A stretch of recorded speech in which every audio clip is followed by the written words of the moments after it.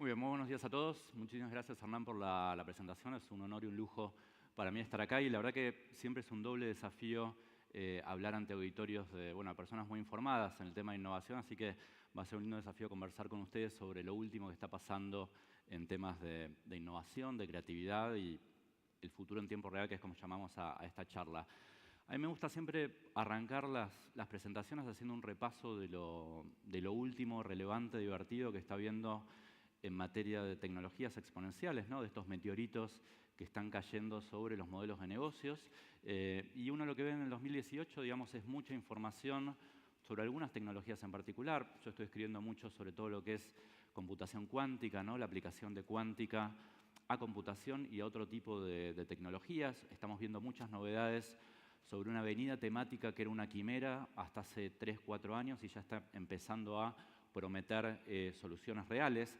Esta foto que ven acá en el slide es una computadora cuántica que funciona a 200 grados bajo cero, o sea, es todo un desafío ingenieril poder ponerla a funcionar. Todavía son versiones beta que recién de aquí a principios de la década que viene van a aportar soluciones prácticas, pero puse la foto, digamos, para que veamos en el tiempo de ciencia ficción que estamos de alguna manera viviendo. Yo la computadora esta la vi hace 3 semanas en un viaje y en el avión de vuelta vi la película Encuentros cercanos del tercer tipo, de Spielberg, no sé si la vieron, y es muy parecida a la computadora cuántica, a la nave espacial, digamos, de esta película, que es un clásico de Spielberg de la década del 70, ¿no? Como para que veamos cómo estamos hablando de temas que Paul Graham, un tecnólogo, llama de what the fuck economy, ¿no? Cosas que nunca podríamos haber imaginado. Me gusta mucho escribir sobre temas de biología sintética. Hay una tecnología que se llama CRISPR de edición genética que ya está prometiendo que vamos a tener de aquí a entre 2 y 3 años una especie de desextinción, o sea que vamos a poder editar genes para volver a tener animales prehistóricos entre nosotros vía el ADN que quedó de algunos animales, por ejemplo mamuts en el permahielo de Siberia y de otros lugares muy fríos. Realmente estamos en una agenda, digamos, llena de extraterrestres, dinosaurios. Hay muchísimas novedades en todo lo que tiene que ver con blockchain. Seguramente ustedes en el área de tecnología, digamos, están muy informados de lo que está pasando en también esta avenida temática. Hay mucha gente que está diciendo gente muy inteligente, que estamos ante una revolución tan grande, o sea, de tanto impacto como la que tuvo Internet en su momento, gracias a esta arquitectura de software que está por detrás del Bitcoin. Está muy de moda, hay muchos chistes al respecto. No sé si ustedes leen Dilbert, yo leo mucho y él está haciendo muchos chistes con blockchain. En esta que ven aquí, el jefe le viene a decir, necesitamos hacer algo con blockchain sí o sí, y él para divertirse le pregunta, bueno, ¿de qué color querés que sea el blockchain, no? Y el jefe le dice, bueno, que sea color malva. No, hay mucho chiste y humor que tiene que ver justamente con el hipeo de este tipo de tecnologías. Hernán hacía alusión recién a que estamos en un mundo de analytics, de inteligencia artificial, de big data, digamos, del nombre que le querramos dar, y en los medios de comunicación de todas estas tecnologías exponenciales, sin duda la robótica, la inteligencia artificial tienen un papel muy protagónico. No sé si vieron esta noticia hace un par de semanas de un ingeniero chino de 31 años que se cansó de que la familia le dijera que se tenía que casar y programó a su esposa. Y se casó con una robot a los 31, fue una noticia que tuvo mucho impacto. Y no sé si vieron, yo escribí ayer de pornografía y Big Data, industria y digamos, innovación. También hay un montón digamos, de novedades en industria para adultos y tecnología. Esta es una señora inglesa de 31 años que también digamos, tuvo una experiencia con un robot. Y al igual que el chino tiene 31. Es como que hasta los 31 nos bancamos lidiar con seres humanos y después ya empezamos a buscar alguna alternativa, ¿no? Pero bueno, ¿qué es lo bueno que tiene? Yo hasta hace un par de años escribía del dólar, de temas fiscales, soy economista, de temas que ahora me aburren mucho. Y de alguna manera lo bueno que tiene escribir sobre el futuro es que es más difícil contradecirme, ¿no? Antes me decían, bueno, vos escribís esto porque estás en La Nación, en Clarín, y ahora, digo, es más difícil contradecir cuando uno habla del futuro. Pero de alguna manera lo que conversamos con Gustavo, con Ignacio, con Hernán, cuando vimos bueno, cómo hacer esta charla y darle el título de Futuro del Tiempo Real, tiene que ver con que estamos viviendo un futuro que ya está ocurriendo, ¿no? O sea, de todo lo que estamos hablando aquí, quantum, blockchain, inteligencia artificial, etcétera, ya está pasando, ¿no? De alguna manera lo que estamos discutiendo es cuál va a ser el timing de despliegue de esas tecnologías, ¿no? En un contexto de una aceleración brutal, ¿no? Yo nunca vi como periodista, como observador, como economista. Fíjense estos datos de hace 3 semanas de una consultora que se llama Innosight, que lo que hace es medir cuál es el tiempo promedio que están las empresas en el S&P 500, ¿no? Que es un indicador de la Bolsa de Estados Unidos que hoy tiene un corte más o menos de 6.000 millones de dólares, o sea, son empresas de más de 6.000 millones de dólares. En el año 64 el promedio era de 33 años, actualmente es de 24, y lo que se pronostica es que dentro de 10 años el promedio de vida va a ser de 12 años, ¿no? Si hoy ve cualquiera de los unicornios argentinos, Mercado Libre, Despegar, OLX, etcétera, son todas empresas de más de 12 años. O sea, el promedio de vida va a ser menor al que tienen hoy algunos unicornios locales, ¿no? Para que veamos esta tasa de aceleración. Por supuesto, con un montón de empresas que tienen inteligencia adaptativa, recién contó Hernán que bueno, SAS es del 66, y se van adaptando y subiendo a estas nuevas tecnologías que estamos describiendo en esta conversación. Hay un tecnólogo que se llama William Gibson, inglés, que él dice que el futuro ya llegó, lo que pasa es que no está igualmente distribuido, ¿no? Hay sectores de la economía, lugares, países que tienen una alta concentración de algún impacto de alguna tecnología exponencial y otros, digamos, que todavía están un poco más rezagados. Una breve palabra sobre el concepto de exponencialidad, que es de lo que estamos hablando en estos minutos que quedan. Ahí ven una línea verde que, digamos, es lo que describe, y lo habrán visto mil veces, a un crecimiento exponencial que muchas veces genera mundos muy contraintuitivos, ¿no? Difíciles de inferir porque van en contra, digamos, de lo que estamos acostumbrados a evaluar. A mí me gusta contar el concepto de exponencialidad con la analogía de la invención del ajedrez. ¿Saben cómo se inventó el ajedrez? ¿Se acuerdan? ¿No? Había un rey en la India que estaba muy aburrido y pidió que inventen algo para divertirlo, y un súbdito le trajo el ajedrez y al rey le gustó mucho. Y le dijo, bueno, ¿cómo querés que te premie? ¿Qué querés de recompensa por haber inventado el ajedrez? Y el súbdito le dijo, mira, es muy fácil. Yo quiero un grano de arroz por el primer casillero, 2 por el segundo, 4, 8, una potencia de 2 a la 64. El rey dijo, bueno, me parece bien, me parece justo.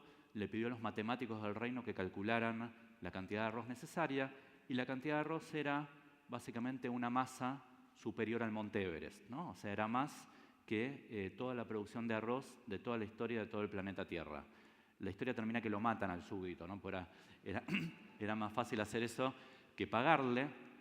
Pero lo interesante, digamos, de lo que vamos a hablar en lo que queda de la charla es justamente que hasta el casillero 32, o sea, hasta un 2 a la 32, eran cantidades de arroz manejables, terrenales, que el rey podía pagar. En la segunda mitad, cuando empezamos con potencias a la 33 hasta la 64, empieza a haber cantidades completamente astronómicas, ¿no? Y de lo que vamos a hablar en esta conversación es justamente de qué sucede en la segunda mitad del tablero de ajedrez. Cómo es la vida, cómo son los negocios, cómo es la vida cotidiana, cómo son las decisiones de todos los días en la segunda mitad del tablero de ajedrez. Y lo que uno ve en este 2018 como relativa novedad es que se están empezando a cruzar todas estas tecnologías exponenciales. Recién Hernán contó muchos casos de combinación, ¿no? De inteligencia artificial, analítica, etcétera, pero uno ve un cruce mucho mayor del que había el año pasado o el anterior. O sea, hasta el año pasado, por lo menos a nivel de analistas, se analizaba el impacto de la inteligencia artificial por separado, de blockchain por separado, de quantum por separado. Lo que hoy empieza a ver uno son carambolas a 3, 4, 5 bandas, ¿no? Cómo estas tendencias se empiezan a cruzar. Hay un libro, que si no lo leyeron se los recomiendo mucho, que se llama El problema de los 3 cuerpos, que es de un autor chino. Es un libro que los protagonistas son físicos, un libro de ciencia ficción, uno de los más vendidos el año pasado, libro favorito de Zuckerberg y de Jeff Bezos. Y es fácil de entender, o sea, no hace falta ser físico para leerlo, pero me interesa contarles que el título hace alusión a un famoso problema de la física, que lo que dice es que, dadas ciertas condiciones iniciales, es posible predecir la posición de 2 cuerpos, pero cuando uno ingresa un tercer cuerpo en la ecuación, aparece una dinámica de caos. O sea, matemáticamente ya es imposible predecir cuál va a ser la posición de esos 3 cuerpos, ¿no? Y eso de alguna manera es lo que está sucediendo hoy con el cruce de muchas de estas tecnologías exponenciales. O sea, dan una dinámica muchas veces caótica e impredecible. Yo tengo 3 hijos, no sé cuántos tienen ustedes, acá están los 3, pero 2 son algo controlable más o menos. Recién Hernán me decía que estaba discutiendo con la mujer si tiene un tercero o no. Yo tuve a Olivia hace 2 años, ya ahí arranca una especie de exponencialidad de quilombo, ¿no? Cuando llega el tercero. Y eso es algo parecido a lo que uno ve que empieza a pasar, digamos, con el cruce de estas tecnologías. Yo tengo una visión muy positiva, para mí es para bien, pero lo que intento, digamos, transmitir es que realmente la tasa de cambio se está acelerando y estamos subestimando muchas veces esa velocidad por algunas cuestiones que vamos a ver ahora. Pero en este gráfico que ven ahí, lo hizo un biólogo australiano que se llama Lee, que lo que hizo fue chartear eventos disruptivos. Arranca con el ábaco hace 2400 años, perdón, 2400 antes de Cristo, imprenta, antibióticos, aviones, o sea, de ese nivel de impacto. Y fíjense cómo se empina la curva en el último siglo. Y él lo que hizo fue extrapolar esta curva a lo que resta del siglo, o sea, a los próximos 82 años, y le da que va a haber más de 80 eventos nuevos disruptivos, o sea, eventos del impacto del antibiótico, del impacto de los aviones, del impacto de la imprenta, ¿no? O sea, imaginémonos un mundo con 80 nuevas invenciones de este tipo, ¿no? Hay para una regla que a mí me parece súper interesante, que seguramente algunos de ustedes la habrán visto, que es una frase famosa de Bill Gates, que lo que dice es que en general tendemos a sobreestimar el cambio a un año, ¿no? Y a subestimar el cambio a 10 años. Justamente estos sistemas complejos, esta exponencialidad, llegan a esta conclusión. Cuando vamos a una charla de innovación, leemos un libro, vemos algún contenido que tiene que ver con este tema, salimos pensando que cambia todo ya muchísimo en los próximos 6 meses y por ahí dentro de 6 meses estamos haciendo algo parecido, pero lo que seguramente nos vamos a equivocar es cuando pronostiquemos lo que vamos a estar haciendo aquí a 10 años. O sea, realmente en ese periodo el cambio va a ser muchísimo más grande. Un doble clic muy cortito en un tema que mencionó Hernán, que es el de la inteligencia artificial. Él decía que hay toda una discusión hasta dónde llega Analytics, inteligencia artificial, Big Data. Yo en una nota puse que es una especie de Palermo. Vieron que Palermo es toda la capital ahora, ¿no? O sea, hay un Palermo Crespo, Palermo Chacarita, etc. Con inteligencia artificial pasa algo parecido, digamos, todo es inteligencia artificial. Pero más allá, digamos, de eso, tiene una historia reciente muy, digamos, simple de ser contada en base a los juegos en los cuales la máquina nos fue ganando, ¿no? Ayer fue el aniversario del triunfo, el 21 aniversario del triunfo de Deep Blue sobre Garry Kasparov. Kasparov, que es un fabuloso tuitero de temas de innovación, dijo que ese día él sale en las redes sociales porque no quiere acordarse de cómo perdió con la máquina. También el año pasado, por primera vez, hubo un triunfo de un algoritmo sobre el campeón mundial de Go, Lee Sedol, un coreano que juega en Europa. Y bueno, fue un gran evento, digamos, en el mundo de inteligencia artificial. Este año, digamos, sin duda el gran evento tiene que ver con la misma empresa DeepMind que hizo hace un par de meses un algoritmo todavía superior al que el año pasado había ganado, con la diferencia de que no se nutría de millones de partidas, como el algoritmo anterior, sino que directamente en base a las reglas, solo con las reglas, digamos, tiene un patrón de aprendizaje que fue realmente sorprendente, que superó en pocos días al mejor jugador del mundo y luego al mejor algoritmo del mundo. A ver si sale aquí el videito, podemos ver lo que fue la evolución en días del aprendizaje de este algoritmo, ¿no? Solamente en 3 días ya supera al mejor jugador del mundo y en 21 días ya logra superar a la versión anterior de DeepMind, ¿no? O sea, realmente fue algo muy impactante que hace que haya mucho debate hoy en día, muy discutible por suerte, ¿cierto? Digamos, hay gente que dice que esta singularidad, digamos, este momento en el cual las máquinas van a superar la inteligencia humana, va a llegar en algún momento. Aquí tienen algunos pensadores con algunos pronósticos de años. Hay gente que dice que no, pero el debate sin duda está muy interesante. Lo que a veces sucede, no a veces, sino todo el tiempo, es que tenemos una exponencialidad en el crecimiento y en la tasa de cambio de algunas tecnologías, y luego vamos a ver que también de algunas tendencias sociales y culturales.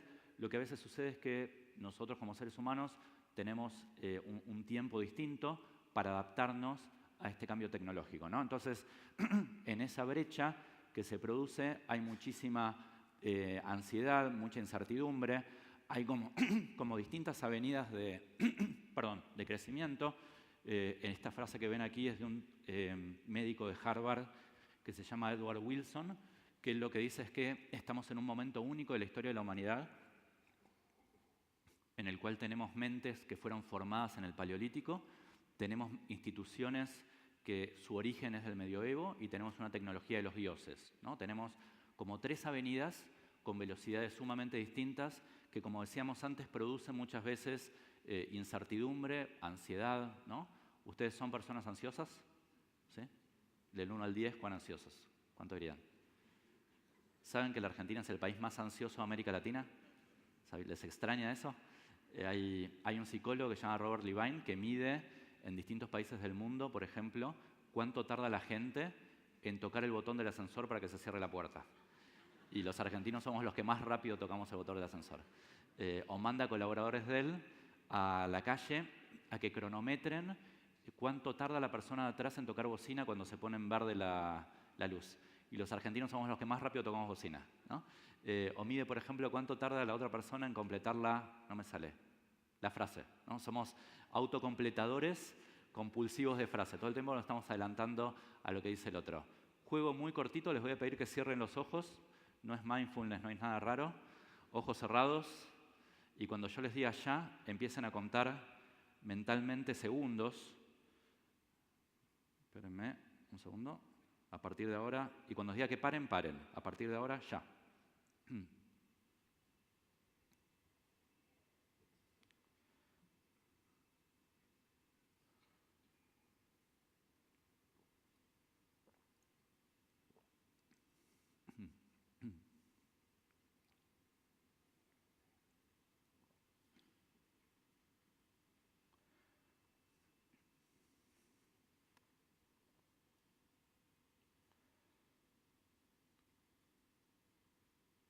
Muy bien, ¿pueden parar? ¿Cuántos contaron? ¿Alguien más de 40? Levante la mano. ¿Más de 50? ¿Más de 50 alguno? Ahí, sí. ¿Vos cuánto? 100. ¿Alguien más de 100? ¿Cómo te llamas? Daniel. Un aplauso grande para Daniel. Felicitaciones. Daniel se ganó mi último libro. Daniel está agotado, espero que lo valores. Se llama Modo Esponja. Y eran 30 segundos, Daniel, nada más. Acá SAS te regala un voucher para el spa del Sheraton para bajar un poco las revoluciones. Igual, Daniel, yo conté, cuando me hizo este juego Levine, conté más que vos todavía, soy más ansioso que vos. ¿Por qué traigo el tema de ansiedad a colación en esta discusión? ¿Qué tiene que ver? Porque ahora vamos a empezar a hablar unos minutitos de creatividad y la ansiedad, digamos, es algo con lo cual hay que luchar en procesos de innovación y en procesos creativos. ¿Por qué? Porque lleva algo que se llama sesgo de salto a conclusiones. O sea, nos juntamos, Hernán, Gustavo, hoy a la tarde a ver la estrategia de SAS para el 2018 y la primera idea que surge la agarramos y pasamos al siguiente orden del día, ¿no? Y las ideas necesitan un tiempo de maduración, ¿no? Yo me di cuenta como periodista que cuanto más puedo esperar entre que se me ocurre una idea para una nota y que la nota sale publicada, más rico es el resultado creativo, porque empiezo a hablar con gente que no es obvia, ¿no? Con físicos, con biólogos, con gente, digamos, que habitualmente no hablaría. Entonces, hay un primer sesgo para comentar. Yo escribí bastante de esto en un libro que hice con Martín Lustó en el 2012. Ahí investigamos temas de economía del comportamiento, que es la mezcla de economía y psicología, y les menciono nada más que 2 sesgos que me parece que son muy nocivos para procesos de innovación, para procesos de cambio. Se acerca el Mundial, tenía que poner una referencia futbolística. ¿Cómo se llama este señor? La Molina, muy bien. ¿Por qué era famoso La Molina? Pues sí, así, exactamente. Hay un sesgo en teoría de la decisión que es que tratamos de manera muy asimétrica a las decisiones que tomamos vis a vis las no decisiones, las decisiones que no tomamos. A ver si se entiende lo que digo. Cuando uno toma una decisión, la consecuencia puede ser tan mala o tan buena como cuando uno deja de tomar una decisión. Sin embargo, en las empresas se castiga a la persona que tomó una decisión con una consecuencia mala, pero no se castiga al que no tomó la decisión y la consecuencia fue mala, ¿no? Entonces, hay una gran asimetría en cómo consideramos estas cosas que nos llevan a tomar menos decisiones. Y esto en momentos de cambio de tasa de cambio tan acelerada, es algo muy malo. Yo lo puse en La Molina porque hay un paper de economía del comportamiento que lo que hizo fue investigar qué suelen hacer los árbitros cuando tienen una duda en el área penal, ¿no? Y lo que hacen es siga. O sea, tienden a no cobrar penal, porque el costo de la hinchada los mata si cobraron penal y no fue, y el error de tipo 2 es mucho menos costoso, ¿no? Entonces, esto está estudiado a nivel empírico de una manera muy interesante. Y hay otro sesgo que Dan Ariely, que es un economista del comportamiento, llamó efecto cepillo de dientes, porque todos tenemos uno, todos usamos uno, pero nadie quiere usar del otro, ¿no? Y con las ideas pasa algo parecido. En general tendemos a valorar mucho más las ideas propias que las ideas ajenas. Y esto lo que produce en una empresa, en una organización, es querer inventar la rueda todo el tiempo, ¿no? O sea, en vez de abrirnos y ver qué están haciendo los demás, todo el tiempo, digamos, tenemos una tensión por ese lado que tiene que ver con una familia de sesgos que Rick Thaler, que es el último premio Nobel de Economía, que lo ganó en octubre del año pasado, un pope de la economía del comportamiento, él es un especialista en lo que es el sesgo de exceso de ego, de exceso de autoconfianza, que según él es el sesgo que en la historia de la humanidad provocó más muertes, ¿no? Porque fue el que hizo que líderes pensaran que iban a ganar guerras que no ganaron. Si él pudiera, digamos, eliminar un sesgo, un error sistemático, eliminaría el tema del exceso de ego. ¿Por qué es tan importante, digamos, empezar a darle un mayor protagonismo al pensamiento creativo en todos los procesos de políticas públicas, empresariales, etcétera? Porque básicamente la argumentación es que vivimos en un mundo que tiene desafíos de deterioro también exponencial y tan grandes, ¿no? Como la contaminación ambiental, como el hambre, como la pobreza, como la desigualdad, que con un aumento incremental de la ciencia y la tecnología no llegamos a taclear los problemas con la tasa de deterioro que están teniendo, ¿no? O sea, necesitamos soluciones fuera de la caja, necesitamos soluciones distintas para poder atacar esta agenda con alguna posibilidad de éxito. Adam Grant, que hizo este libro, también les recomiendo, está en castellano ya, se llama Originales, lo escribió el año pasado. Él habla de un concepto que es el vu déjà, ¿no? ¿Qué es el déjà vu? ¿Saben lo que es el déjà vu, ¿no? O sea, cuando vemos algo nuevo y pensamos que ya lo vivimos, ¿no? El vu déjà sería lo contrario, sería agarrar un problema que vimos siempre, durante años, durante décadas, con una mirada completamente distinta, completamente fresca, ¿no? O sea, es un poco, es una linda metáfora, digamos, del pensamiento, del proceso de pensamiento creativo, que no es otra cosa que unir puntos que nadie había unido con un valor agregado para la sociedad, ¿no? A mí me encanta este slide que tuiteó una vez Steve Jobs, unos meses antes de morir, que él ponía puntos por separado que significan conocimiento, unidos por líneas rectas son experiencia, y unidos de manera creativa dan un gato. Los puntos son exactamente los mismos, depende de lo que nosotros hagamos con ellos, tenemos un resultado creativo distinto, ¿no? Es una linda metáfora, espero que terminen de sacar fotos algunos, para representar lo que es un proceso creativo, ¿no? Que nos habla justamente de un futuro de mixers, de un futuro, digamos, de personas que pueden unir puentes. Como decía Hernán hace un ratito, estamos en ese tipo de mundo. Y estamos entrando, ya estamos en una nueva dimensión de la creatividad, porque todas las tecnologías que vimos al principio, y podemos seguir conversando luego en el diálogo de otras, porque hay un montón, lo que hacen es meterse de lleno en el motor de la generación de ideas y acelerarlo también a una velocidad que nunca habíamos visto, ¿no? Básicamente por un montón de ventanas. La más obvia tiene que ver con la actividad que hacen ustedes, con el Big Data, ¿no? Con la multiplicación de datos de información posible en Internet. Si vemos que la creatividad es unir puntos que nadie había unido, digamos, tener trillones de puntos para unir de manera libre y gratuita, nos dan una perspectiva de una cantidad de combinaciones de un orden todavía mucho mayor, ¿no? Y vamos a ver un videito muy cortito. The winner of the $75,000 2012 Gordon E. Moore Award in the category of Medicine and Health Sciences for groundbreaking Jack Thomas.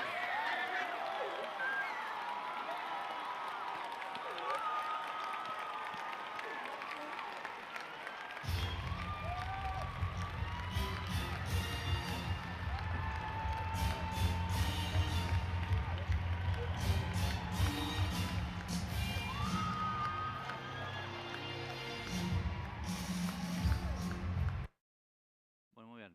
¿Alguien conoce a este chico? ¿No? Muy bien, Jack Andraka, exactamente. ¿Te acordás por qué hizo Jack Andraka?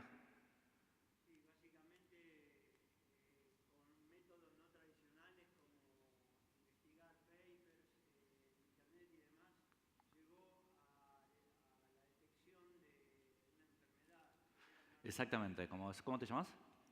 Walter. Como dice Walter, Jack Andraka descubrió un método de diagnóstico del cáncer de páncreas mucho más eficiente que el que había hasta entonces. El tío de él murió de cáncer de páncreas. Lo increíble es que lo hizo a los 14 años.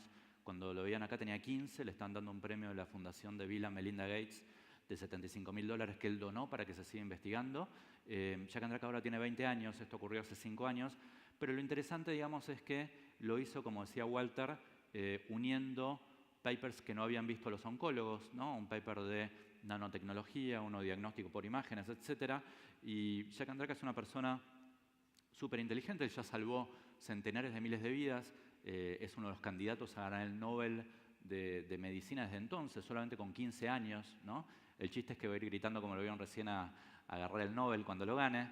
Pero ¿cuál es el punto, digamos, interesante para dejar aquí?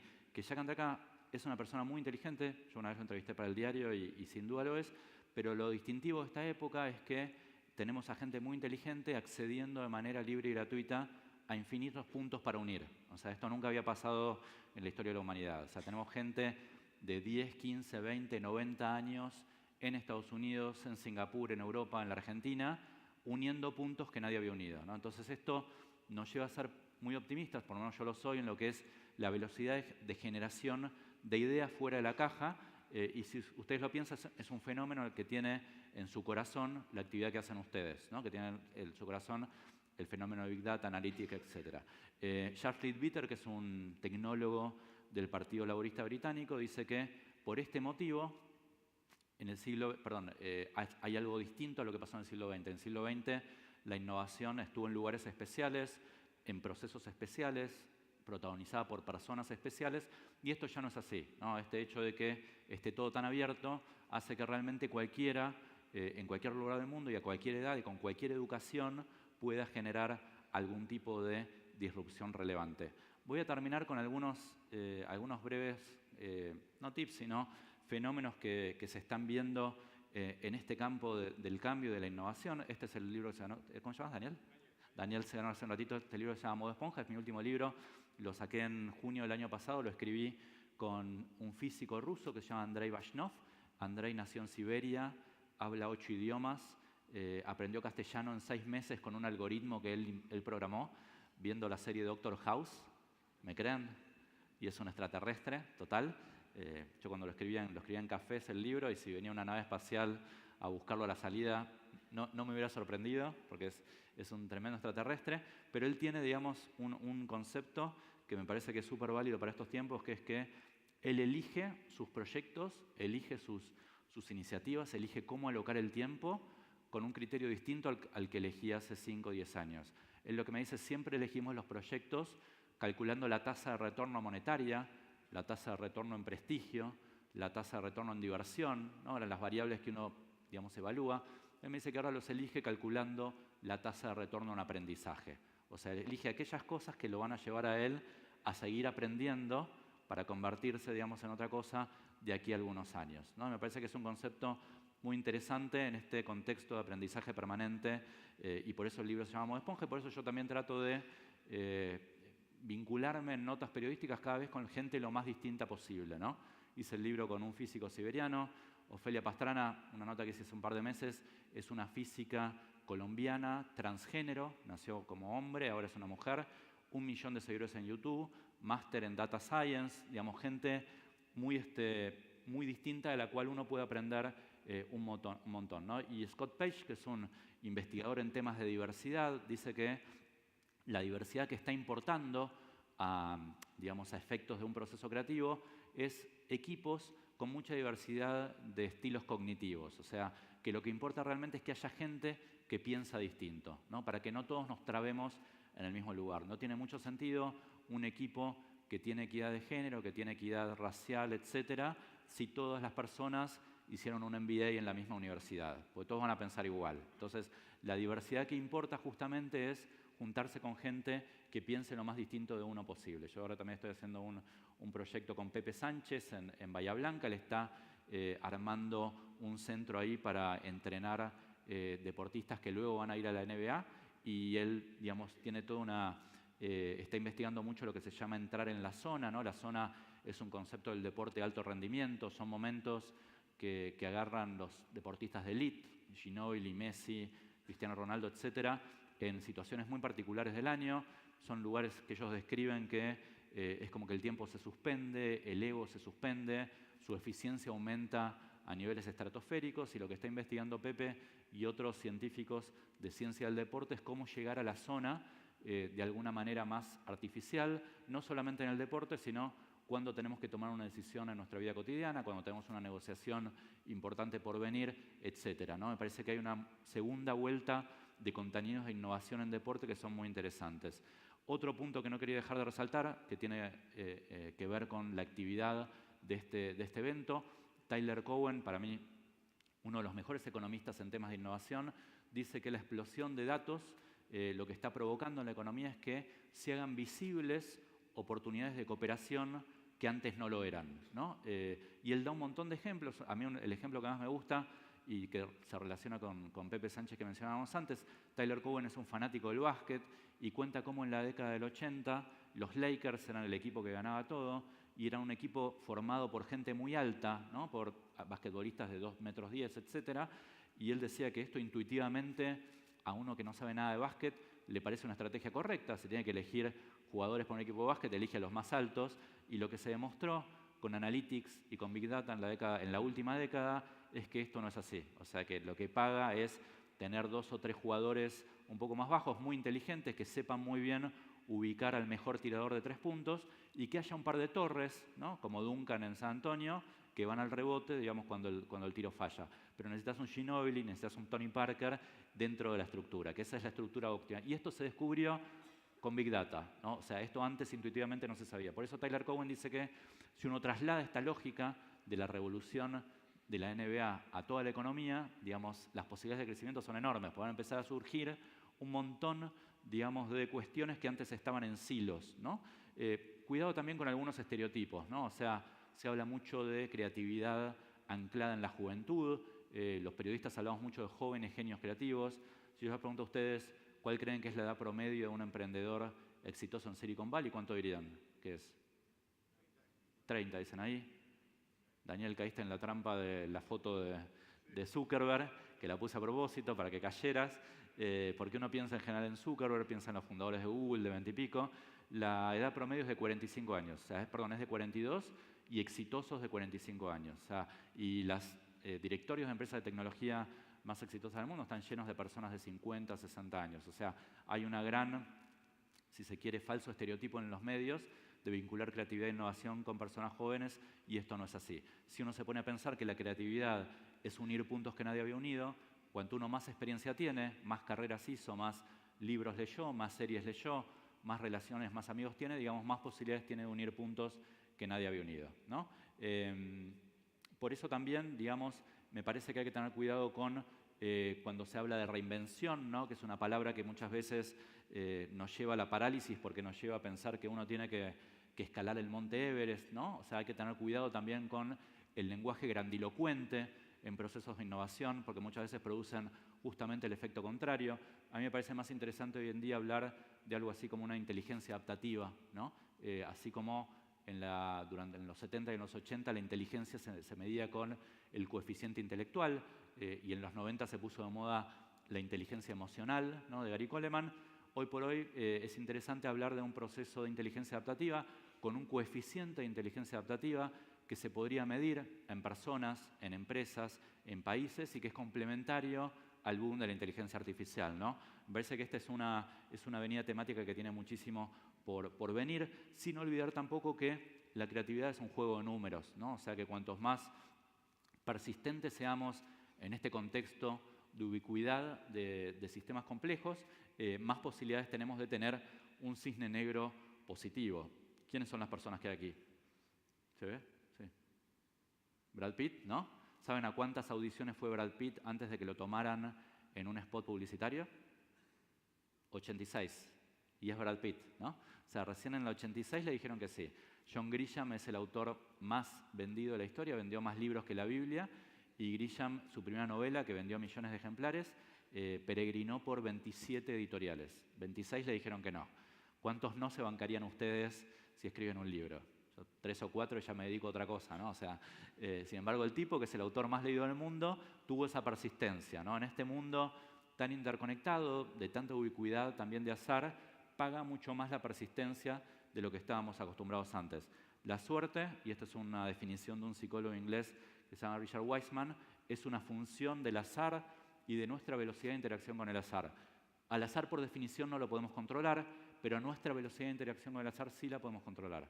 Si nosotros vamos al trabajo todo el tiempo por el mismo camino, en el mismo medio de transporte, no hablamos con nadie, no entramos a redes sociales, volvemos a la noche a casa sin hablar con nadie, es muy difícil que tengamos suerte, ¿no?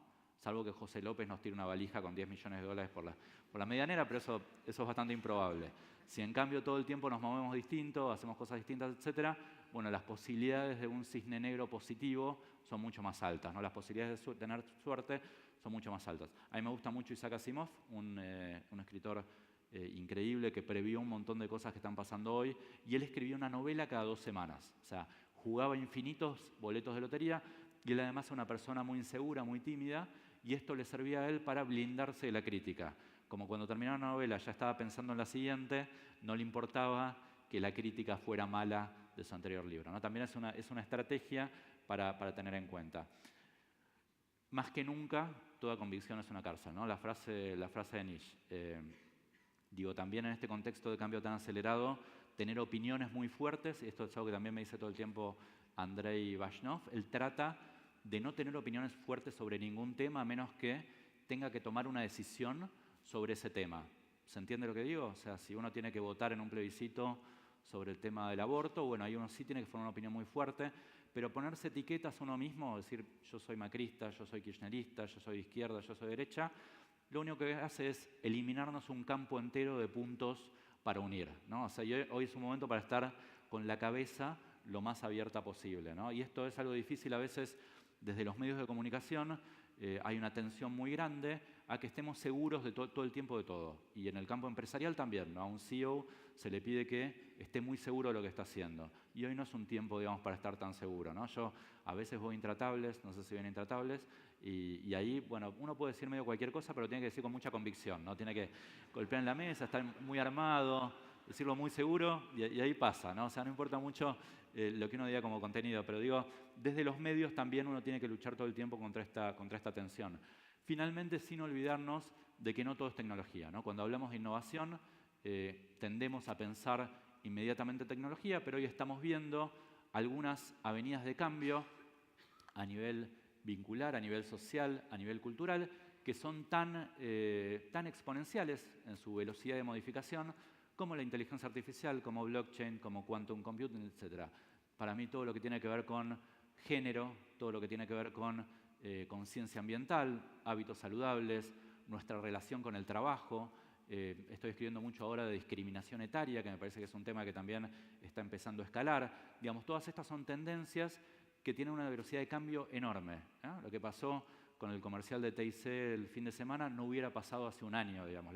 La sociedad está cambiando en un montón de aspectos a una velocidad muy grande. Lo interesante es ver, justamente lo apasionante es ver cómo estas tendencias culturales, vinculares, sociales, empiezan a interactuar con las exponencialidades tecnológicas, ¿no? Con la inteligencia artificial, con Big Data, con Quantum, con Blockchain, con todo lo que querramos decir. ¿Por qué yo al principio de la charla les dije que estamos subestimando la velocidad de cambio? Porque la innovación también tiene un problema de relato, ¿no? A veces es difícil escribir en un medio masivo sobre quantum, sobre biología sintética, sobre temas que son inherentemente complejos, que a veces no tienen una buena estructura de storytelling, ¿no? Entonces hay muchas cosas que quedan afuera del radar, ¿no? Los medios no hablamos de química de materiales, eso no entra en la conversación pública, y hay avenidas de avance que no estamos viendo, que están por afuera del radar, ¿no? Entonces, para mí, digamos, están pasando muchas más cosas de lo que nuestro radar de atención tiende a inteligir. Termino con Lost. ¿Vieron Lost, la serie? ¿Sí? ¿Se acuerdan de Lost? Bueno, Lost tenía una regla en sus guionistas. Ellos tenían por contrato que seguir una especie de ecuación matemática, que era que por cada pregunta que respondían en el guión de la serie, inmediatamente tenían que abrir 2 preguntas nuevas, ¿no? Entonces había una especie de exponencialidad de misterio, ¿no? O sea, cada vez había más cuestiones para responder. Esto lo que provocó es que muchos de nosotros nos desilusionáramos con el último capítulo, porque había que responder 2064 preguntas y era imposible responderlas, pero de alguna manera nos enganchaba cada vez más. Y hoy por hoy, en esta conversación sobre la innovación, sobre el futuro en tiempo real, sobre la creatividad, pasa esto, ¿no? Aparece una respuesta que tiene que ver con el debate sobre el futuro del empleo, inmediatamente se abren dos nuevas preguntas. Y esto es lo que hace a esta conversación tan, pero tan apasionante. Muchas gracias por la atención. ¿eh?